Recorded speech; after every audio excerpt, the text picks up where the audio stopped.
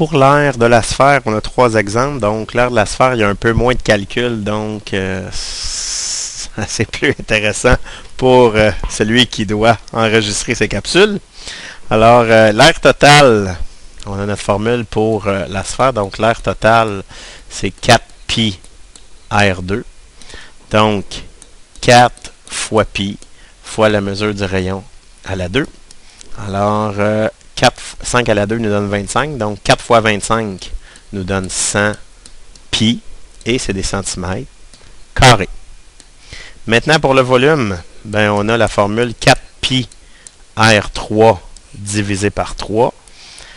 Et quand on vient remplacer, donc 4 fois pi fois 5 à la 3, tout ça divisé par 3, on peut donner une réponse qu'on va donner sous forme décimale qu'on va arrondir. Donc, 523,6,60, c'est des centimètres cubes.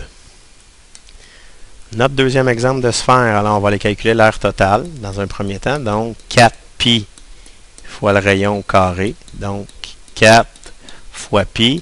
Le rayon, ben, comme le diamètre est de 12 décimètres, pardon, donc le rayon va être de 6 décimètres. Donc, 4 fois pi fois 6 à la 2. Ce qui va nous donner 36 fois 4. 144 pi décimètres carrés. Pour le volume maintenant, la même formule qu'on a utilisée précédemment, 4pi R3 divisé par 3.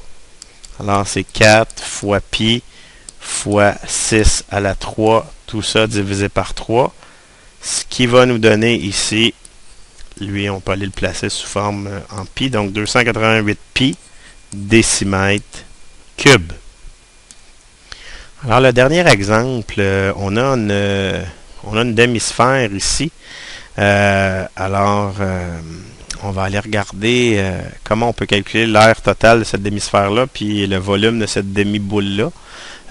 Bon, au niveau des formules, ben, ce qui est un peu différent, au niveau de l'aire totale, si on regarde comme il faut, pour calculer l'aire totale, ben, évidemment, ce qui m'intéresse, c'est d'aller calculer la partie courbée et la partie plate qui est en dessous.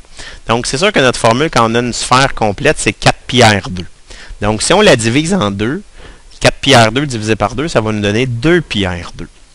Et ben, 2pi R2, ça va calculer l'aire de la partie courbée, mais il va nous manquer le cercle qui est en dessous. Donc, l'aire d'un cercle, c'est pi R2. Donc, si je viens additionner pi R2 avec 2pi R2, ben, je peux affirmer que l'aire totale de la demi-sphère qui est là, je peux utiliser la formule 3pi R2.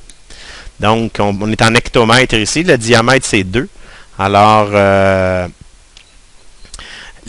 veut dire que notre rayon, c'est 1. Donc, 3 fois pi fois 1 à la 2. Donc, 1 à la 2 nous donne 1. 1 fois 3, ça fait 3 pi hectomètres carrés.